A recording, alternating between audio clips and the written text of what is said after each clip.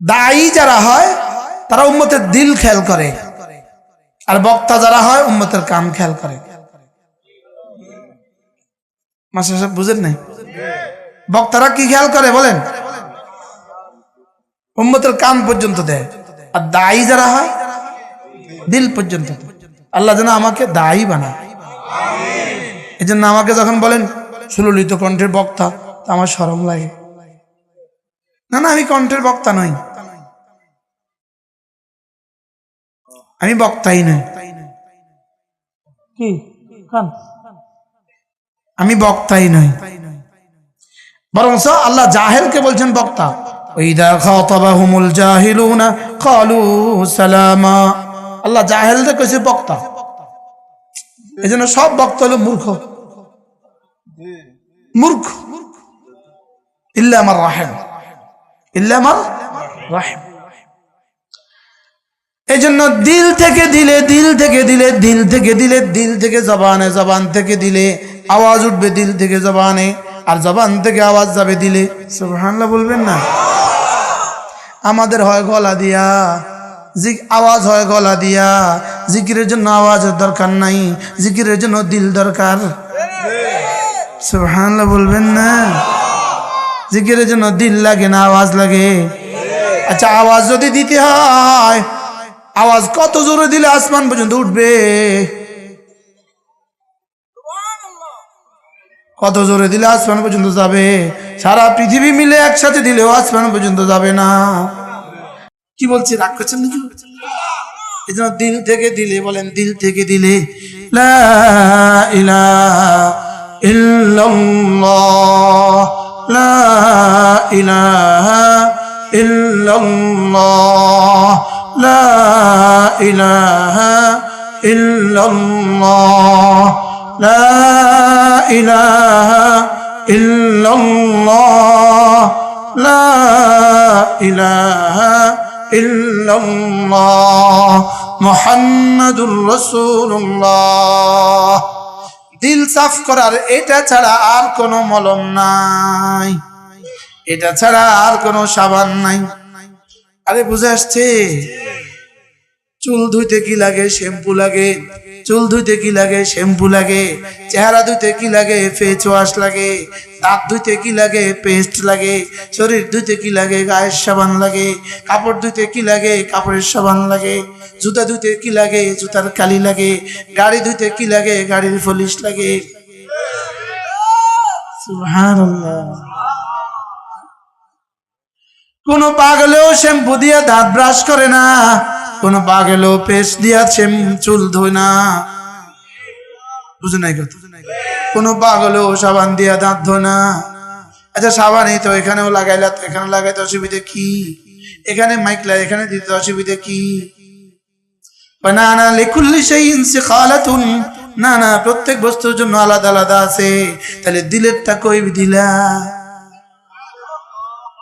কি বাথরুমে কত সুন্দর একটা কি কয় বেসিনও দিলা, ওখানে একটা গ্লাসও লাগাইলা, ওখানে একটা গ্লাসের বক্সও লাগাইলা, ওখানে আবার ছেলের হাতের আনা শ্যাম্পুর বক্স, শ্যাম্পুটাও রেখে দিলা, আবার বিদেশি সাবানও রেখে দিলা, আরো কত কিছু রেখে দেয় বড় লোকদের বাথরুমে। দেয় না? আমি বলি যেটা পোকে খাবে, যেটা পোকা খাবে, এটার জন্য এত কিছু, আর যেটাতে রব বসবে ওটার জন্য কি?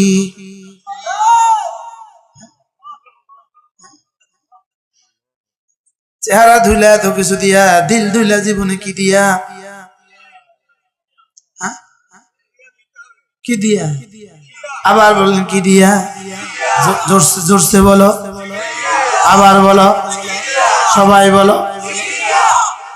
মাশাআল্লাহ। স্লোগান দিয়া, স্লোগান দিয়া, অমুক ভাই, আরো জোরে সবাই বলো। হ্যান কর না, হ্যান কর, হ্যাঁ, রাস্তা গেলে তো হ্যাঁ। বান্দা আবার বান্দার নামে স্লোগান তোলে কেমনে? মানুষ আবার মানুষের নামে স্লোগান তোলে কেমনে? মানুষ আবার মানুষের শান্তির ভার মানুষকে দেয় কেমনে? অমুক ভাইকে দিলে ভোট শান্তি পাবে দেশের লোক, খন্তি ভাইকে আরে চারাগালি ভাইকে দিলে ভোট শান্তি পাবে দেশের লোক, খন্তি মার্কায় দিলে ভোট শান্তি পাবে দেশের লোক। শান্তি বলে চারাগালি ভাইয়ের হাতে একবার নাউজুবিল্লাহ কোন শান্তি চারাগালি ভাইয়ের হাতে, শান্তি খন্তি মার্কায়। এটা কেমনি কয় মুসলমান? খন্তি মার্কা, খন্তি মার্কা, খন্তি মার্কা, খন্তি মার্কা, খন্তি মার্কা, খন্তি মার্কা। আমকা নাউজুবিল্লাহ কতক্ষণ পরে তো জান দিয়ে দেবেন। কি ইউপি নির্বাচনে জান দিয়ে দিছে, হ্যাঁ মেম্বার ইলেকশনে জান দিয়ে দিছে, কর্মী জান দিয়ে দিছে। হ্যাঁ তোমার জানটা এত সস্তা, অথচ তোমাকে রব বানিয়েছেন। إذ رأيت ثم رأيت نعيما وملكا كبيرا। তোমাকে তো রব বানিয়েছে 10 দুনিয়া বরাবর জান্নাতের বাদশাহীর জন্য। কেন বানিয়েছে বলেন? আর তুমি ওয়ার্ডের মেম্বার একজন দাঁড়িয়েছে, ওর জন্য কাজ করতে গিয়ে জান দিয়ে দিলে, অপদার্থ। আরে বলেন না কি এরা কি বলেন? অপদার্থ আর কাকে বলে? জীবন দিয়ে দিছে, আরেক জানোয়ারের জীবন নিয়ে নিছে। মুসলমান ভাই, এজন্য আমি বলি শিরকের আখড়া কুফরির আখড়া ভেঙে ফেলো। লা ইলাহা ইল্লাল্লাহ, লা ইলাহা ইল্লাল্লাহ। গায়রুল্লাহর মূলে আঘাত করো, গায়রুল্লাহর মূল উৎপাটন করে দাও, দিল থেকে গায়রুল্লাহ বের করো। আল্লাহ দিল থেকে গায়রুল্লাহ বের করো, যত সব গায়রুল্লাহ দিল থেকে বের করো। মাখলুক থেকে কিছু হয় না, এই কথা দিল থেকে বের করো। মাখলুক থেকে কিছু হইতে পারে, এই কথা দিল থেকে বের করো। খন্তি মার্কা শান্তি দিতে পারে, এটা দিল থেকে বের করো। চারাগালি ভাই শান্তি দিতে পারে, এটা দিল থেকে বের করো। কি বুঝাইতে পারছি? তাহলে এটা বের হবে কি দিয়া? লা ইলাহা ইল্লাল্লাহ, লা ইলাহা ইল্লাল্লাহ। গায়রুল্লাহর জিকির উঠবে যত, অমুক ভাই এটা হলো গায়রুল্লাহ। গায়রুল্লাহর জিকির উঠবে যত, আসমান থেকে গজব নামবে তত। গায়রুল্লাহর জিকির উঠবে তত, আসমান থেকে গজব নামবে তত। রবের জিকির উঠবে যত, আসমান থেকে রহমত নামবে তত। কি বলছি মুখস্থ করেন? গায়রুল্লাহর জিকির উঠবে যত, আল্লাহর কসম গায়রুল্লাহর জিকির উঠবে যত, আসমান থেকে গজব নামবে তত। গায়রুল্লাহর জিকির উঠবে যত, আসমান থেকে গজব নামবে তত।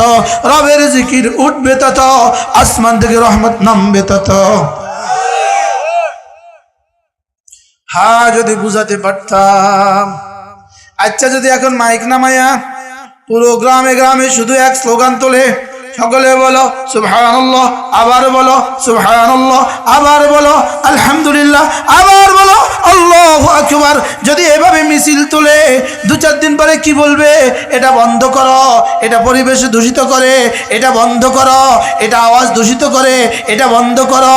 অসুস্থ ঘুমাইতে পারে না, এটা বন্ধ করো। বাচ্চারা ঘুমাইতে পারে না, এটা বন্ধ করো। স্কুলের ছেলেরা পড়তে পারে না, বলবে কি বলবে না বলেন? আর যদি 24 ঘন্টা রাত 3টা বাজেও বলে খন্তি মার্কা, খন্তি মার্কা, খন্তি মার্কা, খন্তি মার্কা, খন্তি মার্কা, খন্তি মার্কা, এটা গণতন্ত্রের চর্চা, এটা শান্তির ফোয়ারা।